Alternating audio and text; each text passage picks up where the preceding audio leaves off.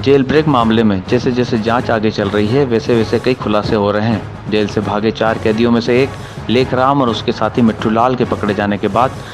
Jail में तस्करों की जेल प्रशासन से मिली भगत का खुलासा दोनों ने किया है। पुलिस पूछताछ में लेखराम ने बताया कि जेल में सुविधाओं के नाम पर तस्करों से महीने के 15 से 20 हजार रुपये तक जेल के पुलिसकर्मी लेते हैं और उन्हें बाहर का खाना, मोबाइल और सिगरेट, तंबाकू तक जेल में ही उपलब्ध करवा देते हैं। और कहीं ना कहीं इसी का फायदा जेल से भागे कैदियों को मिला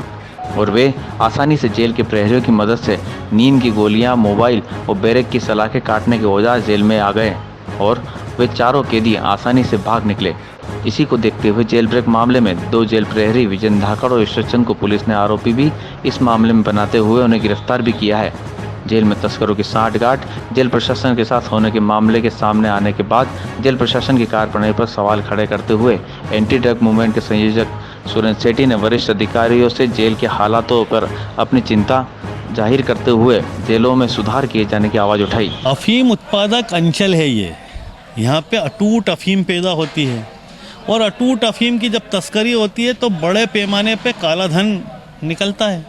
तो अब उसका असर जेल पे भी होना स्वाभाविक है। ये इतने बड़े भामाशाह हो गए अफीम के तस्कर कि ये चाहे जो चीज़ें मैनेज कर सकते हैं, तो जेल तो बहुत छोटी मोटी बात थी। पर मुझे दुर्भाग्य है कि ये सारी चीज़ें जब ये कैदी भाग गए तब समझ में आ रही है कि यहाँ पे ऐसा रैकेट चल रहा था, यहाँ पे जो है इतनी बड़ी बंदी चल रही थी, जबकि सबको पता था कि क्या खेल हो रहा है। पर आज तक किसी ने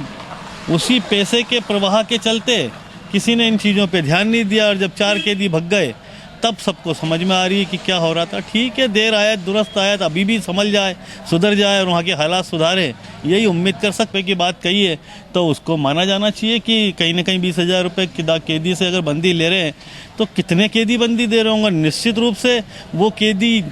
भामाशाह होंगे तभी तो दे रहे हैं। इसका ये कहना है कि जो एक मुश्त ठेके दे देते हैं कुछ अमाउंट का 15-20 हज़ार रुपये, तो उसमें जो भी आवश्यकता है पूर्ति की जा सकती है। इस टाइप का उसने खुलासा किया है। लेकिन चूँकि अब ये आरोपी है इस प्रकरण में और साथ में NDPS का आरोपी है, तो उसमें बहुत से पहलुओं पर वहाँ स्टडी की जाएगी आखिर कितने उसमें तथ्य उसके सही है, कितने वो जानबूझ के बोल रहा है, तो ये अनुसंधान का विषय है। प्रहरियों का ये था कि चूँकि जो मिलाई का समय और मिलाई में जो सामान पहुंचाना है वो पहुंचाने की व्यवस्था उनको सुलभ हुई है। साथ में ही जब ये लोग भागने का प्लान उनका बना तो उसमें जो प्रहरी वहाँ ड्यूटी पर थे उनके द्वारा भी उस क्षेत्र को छोड़ के दूसरे क्षेत्र पर ड्यूटी की गई, इसलिए उन्होंने कहीं ना कहीं जो है इंटरनल उनको सहयोग मिला।